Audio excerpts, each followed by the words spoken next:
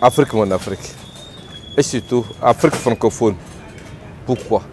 Pourquoi nos dirigeants ne savent pas quitter le pouvoir avant que le pouvoir ne les quitte? Comme le disait Feu Mathieu Kédé. C'est dommage. Un homme que j'aimais bien, Macky Sall, mais qui est en train de tirer trop sur la corde. Et cette corde risque de se casser dans ses mains. Parce que reporter l'élection de cette manière, une élection qui était prévue pour le 25 février prochain, et reporter ça de cette manière, il dit non, non et non. Il est allé trop loin.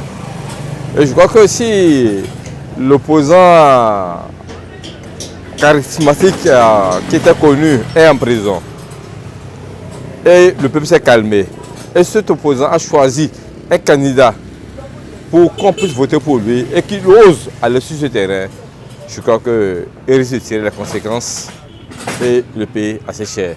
La gestion du pouvoir d'État en fin de mandat est extrêmement difficile. Je dis bien, est extrêmement difficile, mais il faut savoir partir avant que les choses ne vous lâchent. Macky Sall, je vous espère qu'il va écouter les propos, les appels des marabouts, des imams sénégalais. C'est un coup d'État constitutionnel. En Afrique, nous savons très bien qu'il y a plusieurs manières de faire des coups d'État, surtout quand il s'agit de ces genres de coups d'État là. Les présidents je pense, tout puissants et tout permis, ce qui n'est pas normalement le cas. Quand on est président, on doit savoir qu'on ne peut pas l'être toute la vie. Et si on devait l'être toute la vie, c'est que c'est au cours de son mandat que la mort est peut-être venue te prendre, ou bien tu as démissionné. Donc, normalement, reporter les élections, il devait quand même avoir des motifs ou bien des motifs bien solides.